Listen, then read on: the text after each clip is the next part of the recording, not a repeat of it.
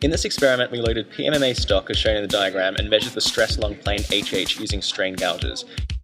The first set of equations describes the relationship between plane stress and strain. The next equation defines the net section stress, which is the quantity used to find the stress along HH as shown in the last two equations. The predicted x component of normal yield stress along one half of HH is shown here. The load value P in net section stress is 6.423 kip, which is the maximum load the stock can handle. Here we have the predicted y component of normal yield stress.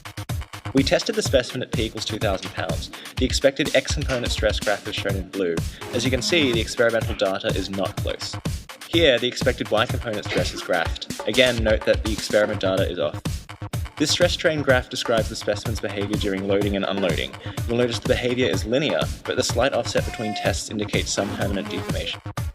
FEA was used to model the experiment and generate a prediction of the stress in the acrylic. Blue represents a relatively unaffected area, while red signifies more extreme change.